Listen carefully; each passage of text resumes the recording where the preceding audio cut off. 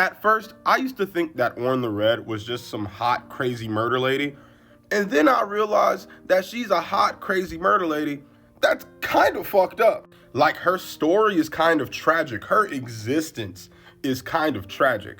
Sarevok Anchev was the previous chosen child of Bhaal. Bhaal as in the god of murder. And as a Bhaal spawn, Sarevok's whole goal was to cause mass murder on such a large scale that it could cause him to ascend to godhood in the name of his lord Bhaal. And mass murder is not a good thing, so this guy is clearly evil. But just you wait, because this is a sick bastard. But Sarevok's plans are thwarted by his other Bhaal spawn brother in the game Baldur's Gate 2, alongside heroes Jaheira and Minsk. Man, Jaheira, man. Oh my. Now, from what I could gather, there will always be a Bhaal spawn. There will always be someone to inherit the whole, identity of murder through Bhaal.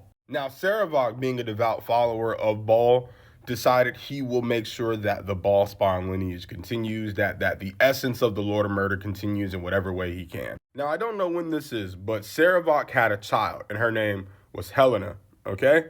Now, Helena was a changeling, a shapeshifter that could replicate the entire body structure of whoever she decides to, okay? And being raised by Sarevok, being brought up in this Bhaalist religion, means that Helena also learned to love and enjoy the thrill of murder. She cared for her dad, but Sarevok had another goal in mind for his daughter. Okay, so this is a trigger warning I'm putting here because I'm about to read an excerpt from the game that has some pretty vile implications, okay? This comes directly from the memoir of Sarevok Anchev himself, okay? The blood of Bhaal must never be wasted, only multiplied. I knew it from the moment of her birth and every day thereafter. I watched the babe become a woman, Helena, my shape-shifting beauty, my daughter, in Bhaal's waiting womb. In her I planted my Lord's seed, and thus did we beget the blood lamb Orin, the child of my child, in Bhaal's sacrifice in waiting. I did not know that it would be Orin that Bhaal favored, not Helena, but it matters not. Orin would help to bring forth a new birth in Bhaal's name, a world baptized in blood. Sarevok impregnated his own child in the name of Bhaal. And even though Helena herself was brought up in this Bhaalist extreme-ass religion, and she might have been okay with this is still an abuse of power. This is still sexual abuse. I need his soul cleaved from his body and banished to the realm of eternal abyss, only to suffer in agony for eons and eons to come, and I hope he knows no peace. This brings us to Orin the Red. She loved her grandfather. She cherished him. She looked up to him. That was her role model. She wanted to be like him in so many other ways, and she really felt loved by him. So much so that if you ever do a Dirge playthrough, she ends up being very envious of you being Bhaal's chosen because she believes that you are not murdering good enough. You're not doing things properly in the name of Bhaal like her grandfather would have done.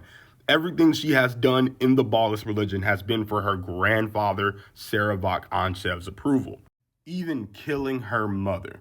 And what happened to Helena is so messed up because Sarevok told Helena that if she wants to be Bhaal's chosen, she would have to kill her own daughter. And she was with it. So her and Orin fought, and Orin got the best of her and killed her and then left her body on display in her personal room.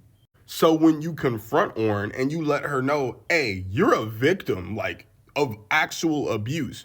Your grandfather sexually abused your mother and you. Her entire sadistic and manipulative demeanor changes. She starts crying, she starts getting doubtful, and she starts to be angry because everything that she's done so far to this point has been for him.